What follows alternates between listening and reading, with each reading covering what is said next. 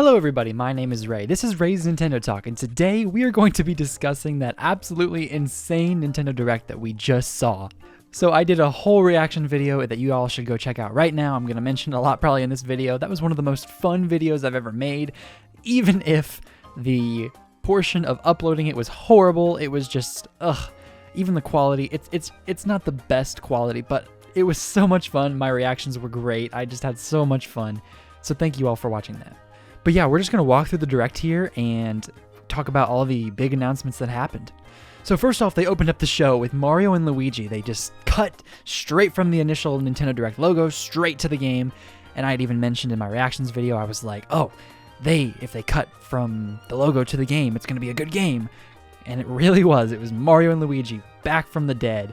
Everyone thought this series was either done forever or at least on a long-term hiatus because the company, or rather the studio that made the Mario and Luigi series, Alpha Dream, had shut down not all that long ago, but 4-ish years ago, and everyone is wondering who the heck made this game, but it looks great.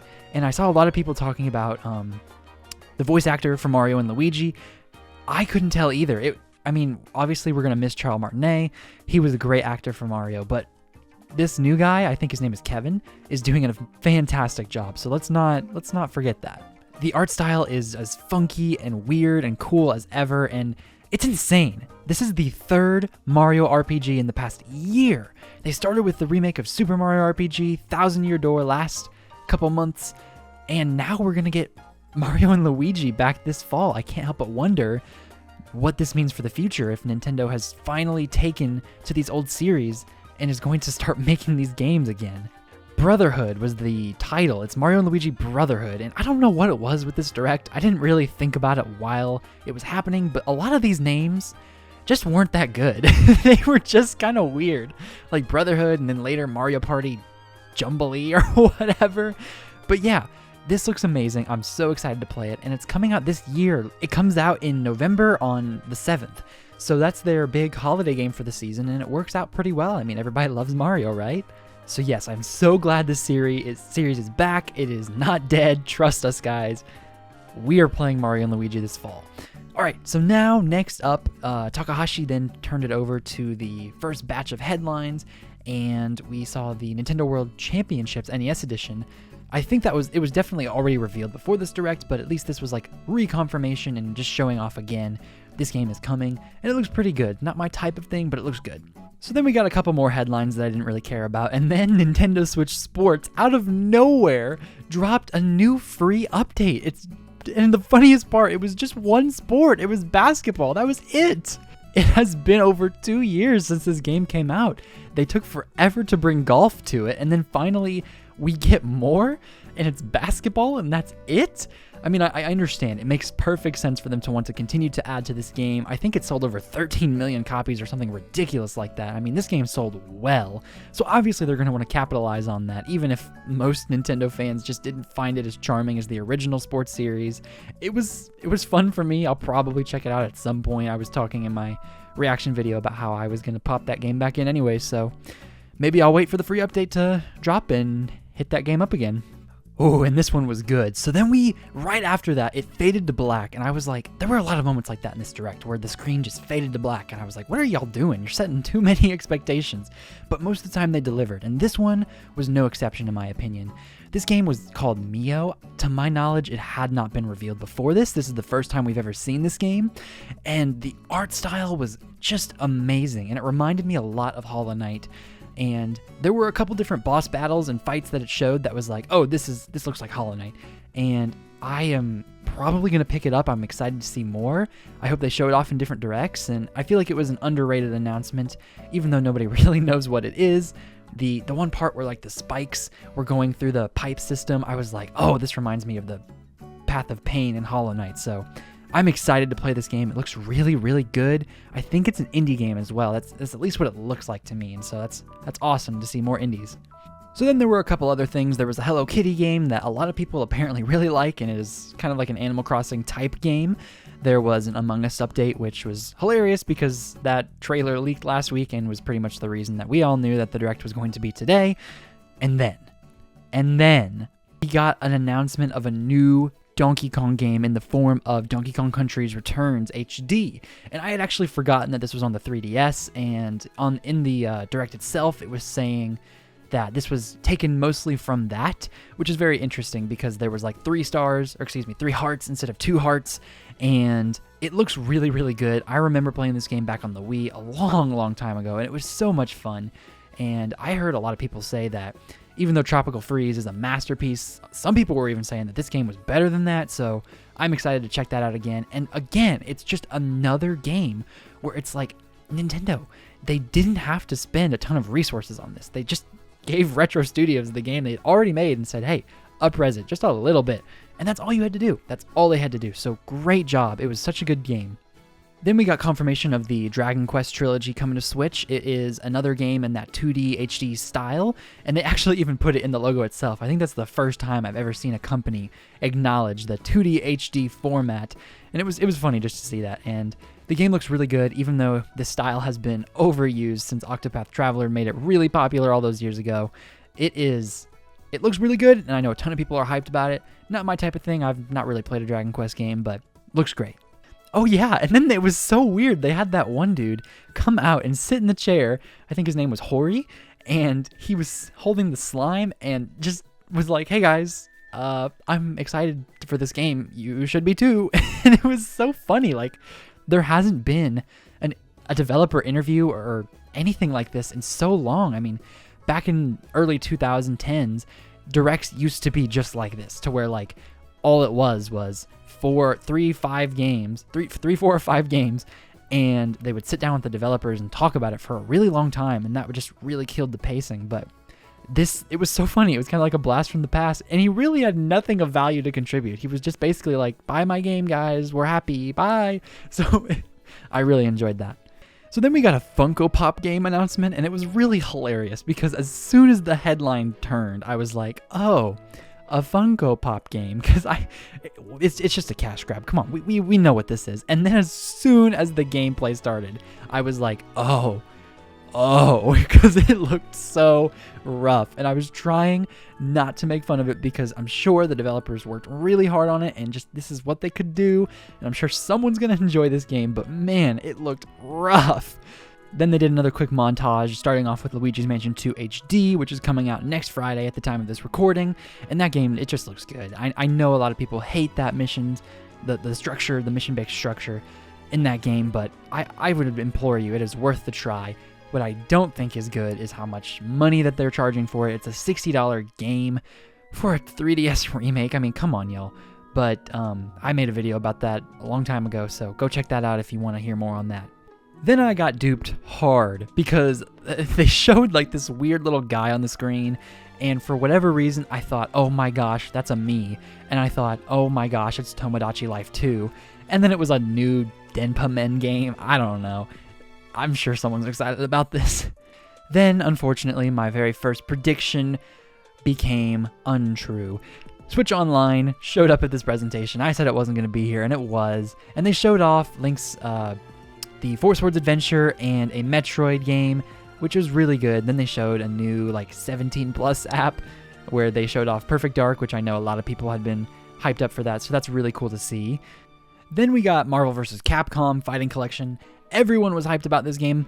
I had no idea really what it was. I mean, I had heard of the game, of the series, but I didn't know how hype it actually was. My reaction was even like, oh, fighting guy. So I apologize if you were like looking for some better reaction. I had no idea what it was. So then we got what was quite possibly the most confusing announcement in my opinion, Super Mario Party Jamboree.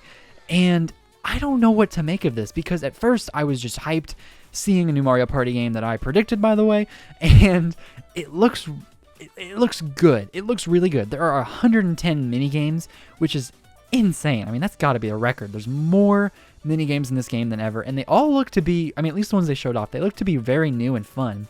They have new original boards, which is what I was asking for, and a lot of characters, which is interesting because Super Mario Party had a lot of characters, and then they all had their own die, and each die had like different numbers on it, so I don't know if they're bringing that back.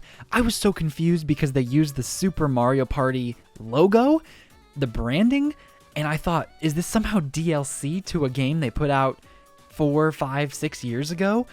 But no, it's a new game. They're using the Super Mario Party logo, and apparently that is how they're going to move forward from now on. I think they're ditching the numbering system, and they're going to be like, okay, Super Mario Party, whatever, subtitle, and then another one. So it kind of makes sense, but I found it very, very odd, and I didn't understand it until Takahashi came on and said, a new game. It was also interesting how they stressed the importance of how big this game is. They were like, the biggest and best Mario Party ever, the biggest Mario Party. So that's very interesting. Obviously, they had 110 plus minigames, a ton of characters, new boards. I think it's like up to 7 or 8 now, which, yes, finally, we don't need just 4 or 5 boards. We need 6 or 7. Then they showed off that you can play with up to 20 players, which, oh boy, that is insane. And I just know that the Switch Online is not going to be able to handle that. There was also confirmation that motion control minigames will not be allowed on online because if you have a Switch Lite, obviously you couldn't do that, or if you're playing docked with your Pro Controller, it wouldn't work. So that's a really cool feature that they thought of. Super Mario Party Jamboree is coming out October 17th, filling out that latter half of the year. This Direct was just chock full with first-party announcements. And of course, we couldn't get a break from there. Right next up, after that, we got a new 2D Zelda game starring Zelda, the first game we can ever play as her in, even after they said, we probably will look into that, but probably not. We get to play as Zelda for the first time ever in a Zelda game. What the heck? The Legend of Zelda Echoes of Wisdom is coming out September 26th, and I am looking so forward to that. It's using the engine of Link's Awakening, which I know was such a controversial topic back in 2019. How this game looks, it's kind of like that plasticky toy, shiny look, and I know a lot of people don't like it, but I think it looks nice for what it is. Whether or not it's supposed to be like that, or if that's how the series needs to go, is another topic for another day. I also found it very interesting how Zelda obviously isn't going to fight with a sword, so they were like, oh, she has her staff, and it can replicate items, and you can put them down anywhere. And this reminded me so much of Tears of the Kingdom, and it shows me how the philosophy of the Zelda team has changed over the years, and it shows me how they can still do tightly designed Zelda games like people loved about Skyward Sword, and like people loved about Twilight Princess in those dungeons. You can still do that and have a creative, funky, open-world type game experience, because this game, it's like you build your own way forward. You can complete this game in so many different ways by using all of the different things that you have at your disposal. Nintendo is really good at that feel in a video game, and so when I first saw all of this, I was like, I don't know if it's gonna feel good, but then they showed that once you beat an enemy, you can then use that enemy. It's like the copy ability, or rather the possession from Mario Odyssey, where you can become your enemy and have them fight for you. But at this time, they are like puppets at your disposal. So this is really cool. I think that's going to be fun. There are going to be so many unique cases for this, and I wonder if you can use it for bosses too. Probably not, but that would be really cool. Last thing before I move on, I promise. They also showed that there are 2 different types of Zoras, like the 2 different ones that they have used in all of their different games, and a lot of people were going crazy about that and about the timeline. Y'all, just wait till the game comes out to worry about that. Come on. It's a good game. It's a game you can play as Zelda. Let's worry about the timeline later, okay? We got more important things to worry about. So then we got a look at Stray, which is interesting because that game came out quite a bit ago on PS5, PC, I believe also Xbox, and that game was really, really good, visually just so appealing. On the Switch, when I first watched it, I thought it looked fine, and I still think it's good if this is the only type of console that you have, but it looks a little rough around the edges, so I would probably pick it up on a different console if you could, but hey, it's a great game, definitely worth the price. So then we got a Hobbit game. It was really funny because like Hobbits came on the screen and I was like, oh, is this a Lord of the Rings game? And then the subtitle was Tales of the Shire, a Lord of the Rings game. And I was like, oh, it is a Lord of the Rings game. It was just funny how I said that. And they had really big feet. Obviously, that's how hobbits are, but I just found that amusing. Then we got an Ace Attorney collection, which is great because I don't think there are many, if any, Ace Attorney games on the Switch, and this series is really, really fun, and a lot more people need a chance to play it, so there you go, Ace Attorney. So then they had a couple more headlines, and then it went back to Takahashi, where he then said, one more thing, and the one more thing, against all odds, against my own predictions, Metroid Prime 4, now subtitled Beyond. And this game Oh my goodness, it looks so good. They definitely used the Metroid Prime remaster engine for this game, even more so. Like they built upon that, and this game, oh, it's gorgeous. It is coming out in 2025, which almost guarantees it's also going to be on the Switch successor. Now, I had initially said that I thought that Metroid Prime 4 Beyond should be only on the Switch 2 as a graphical showcase and all that, but I got a couple comments on that video that said that they thought it should also be on Switch 1 as a multi-platform release, and I definitely agree with that now because it's just more of a chance for Metroid to get exposure, and people have been hyping this game up forever and ever. It would really suck if in 2017 you were promised a game and 7, 8, 9 years later you can't even play it on that game or on that console. So yeah, I really hope it's on both. It definitely is. It wouldn't have been at this presentation if it was not on the first Switch. So yes, we're all going to be able to play it on our Switches. So that about wraps up my discussion of the June Direct. This was an absolutely peak Direct. I can't imagine what they could have done to make it better. And the crazy part is they didn't even have like any bombshell announcements. Sure, Metroid Prime 4 is great. All of these games are great, but it wasn't like 3D Mario big or 3D Zelda big. It was just a little bit toned back in a way that they just knew we would go nuts over, and it totally worked.